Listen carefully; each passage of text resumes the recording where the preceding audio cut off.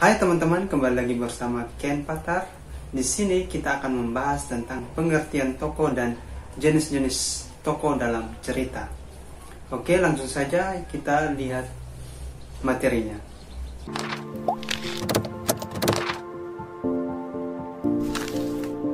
Yang pertama kita bahas dulu untuk pengertian tokoh. Nah, saya ambil dari beberapa sumber.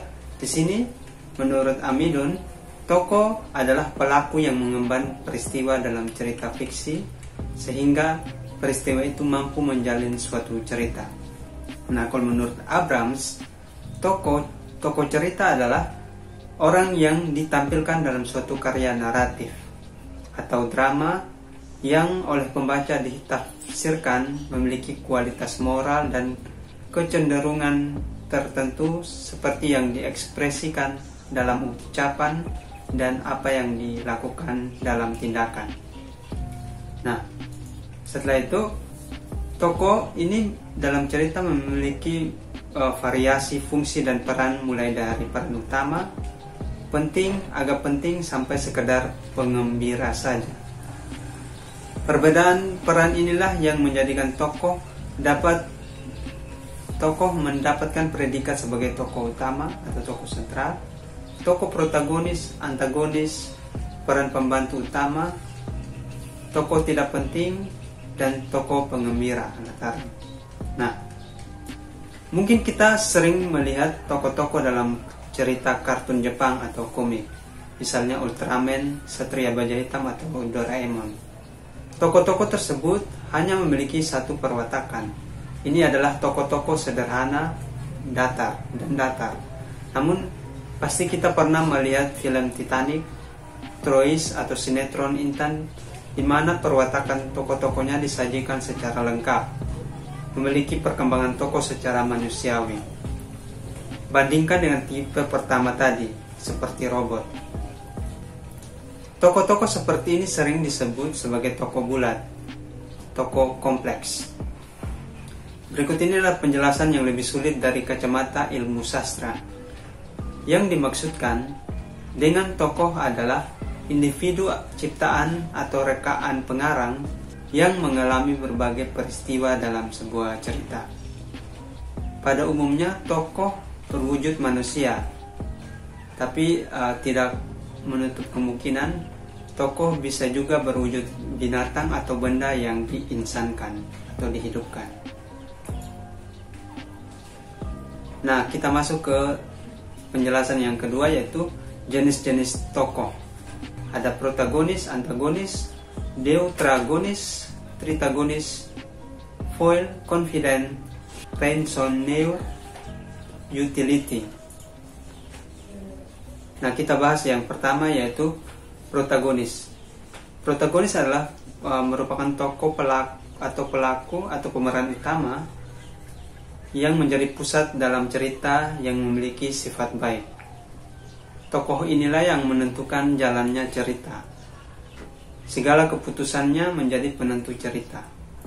Memang keberadaan tokoh protagonis adalah untuk menghadapi dan mengatasi persoalan yang muncul untuk suatu tujuan. Persoalan ini bisa berasal dari tokoh lain, kekurangan dirinya, bahkan alam sekalipun.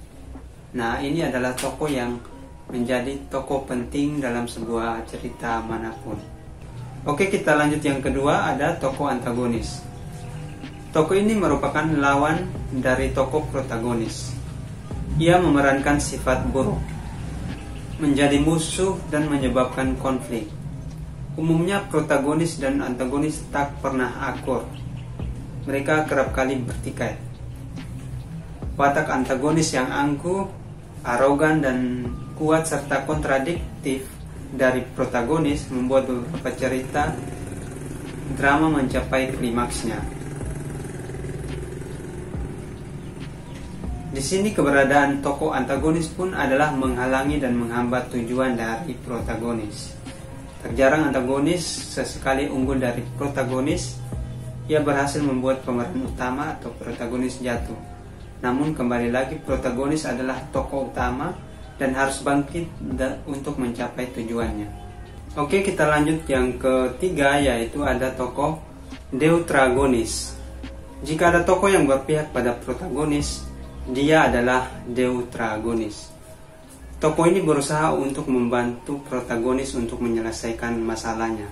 Tidak hanya itu, Deuteragonis turut menjalankan etikat protagonis dan terkadang menjadi tempat pengaduan bagi tokoh protagonis. Jadi ini adalah kayak seperti sahabat dari protagonis. Nah, selanjutnya ada tokoh Tritagonis.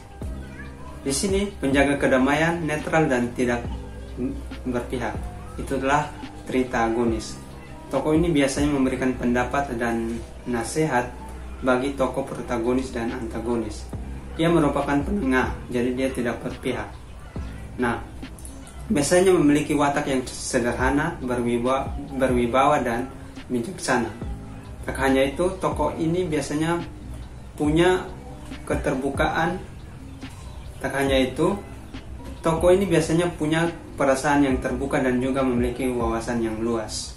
Karena itulah ia selalu mencari jalan terbaik untuk tokoh protagonis dan antagonis. Oke, kita lanjut lagi, ada tokoh foil. Nah, tokoh ini terlibat dalam konflik antara protagonis dan antagonis. Namun, ia hanya berpihak pada antagonis. Jadi ini adalah kebalikan dari Deuteragonis tadi ya. Tujuannya sama seperti tokoh antagonis, hanya untuk menghalangi tokoh protagonis atau tokoh utama kita tadi untuk meraih tujuannya. Tokoh foil biasanya menjadi tempat pengaduan untuk antagonis. Jadi ini adalah sahabat dari antagonis. Selain itu, ia juga memberikan nasihat yang justru memperburuk kondisi tokoh antagonis. Jadi nasihatnya ini sepertinya tidak sesuai atau tidak berjalan dengan kehendak dari antagonis. Jadi dia memberikan nasihat yang malah memperburuk suasana seperti itu. Oke, kita lanjut lagi. Ada tokoh confident. Tokoh confident sekilas serupa dengan Deuteragonis, yaitu sama-sama mendapatkan kepercayaan dari tokoh protagonis atau tokoh utama kita. Tapi ada perbedaan antara kedua tokoh ini, yaitu Deuteragonis membantu protagonis untuk menjalankan iktikadnya, namun tak sepenuhnya menjadi tempat pengaduan protagonis tentang pendapat personalnya. Sementara itu, confident mendapatkan kepercayaan penuh dari protagonis sebagai tempat mengadu dan mengutarakan pendapat personal. Pendapat-pendapat protagonis ini umumnya tidak boleh diketahui oleh tokoh lain. Hanya confident dan penonton yang boleh mengetahui pendapat tersebut. Jadi ini kayak dia seperti tempat curhat yang terpercaya. Oke, kita lanjut lagi. Ada tokoh jenis tokoh yaitu Raisonneur. Anda tidak akan melihat keberadaan tokoh Raisonneur dalam sebuah drama, namun Anda dapat mendengar suaranya berkisah tentang drama yang sedang dipentaskan. Suara ini menjadi corong bicara keseluruhan cerita. Biasanya ia akan menceritakan pengantar setiap plot untuk menjelaskan kisah apa yang sedang diperankan oleh para tokoh. Jadi ini kayak seperti kayak seperti host yang menuntun sebuah cerita, tetapi dia tidak terlihat dalam adegan-adegan. Kita hanya mendengar suaranya, atau yang bisa kita sebut sound of God. Oke, yang terakhir ada tokoh utility. Nah, di sini tokoh utility adalah pemeran pembantu. Ia menjadi tokoh pembantu untuk pelengkap, mendukung rangkaian cerita agar berkesinambungan. Tokoh utility biasanya merupakan penghibur, meskipun terkesan tidak penting. Namun tokoh utility membuat setiap adegan semakin jelas dan terasa nyata. Ini kayak pemeran tambahan yang melengkapi sebuah cerita. Nah, ini adalah yang terakhir. Ketika kita menonton televisi atau membaca buku, sebenarnya 8 tokoh ini selalu ada. Dan tokoh-tokoh ini menjalankan perannya masing-masing untuk memberi nyawa bagi sebuah cerita. Tanpa tokoh-tokoh ini, cerita yang Anda buat atau Anda tonton biasanya akan terasa monoton, sehingga perlu tokoh-tokoh ini untuk membuat cerita menjadi lebih baik.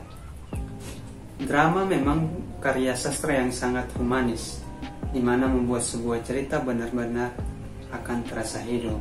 Oke, sekian dulu penjelasan kali ini. Semoga teman-teman paham dan bisa mengaplikasikannya dalam menulis skenario film pendek teman-teman, atau film panjang juga bisa. Jika masih ada yang kurang dipahami, misalnya tokoh protagonis itu harus seperti apa, bisa ditanyakan di kolom komentar dan saya akan mencoba menjawabnya. Bisa juga tanya tentang seputar tokoh-tokoh yang lain. Dan kita sudah sampai ke penghujung video. Pastikan Anda mensubscribe channel saya agar bisa mendapatkan pemberitahuan tentang video-video berikutnya. Oke, jangan lupa tombol like jika video ini bermanfaat untuk teman-teman. Sampai jumpa di video berikutnya. Bye bye.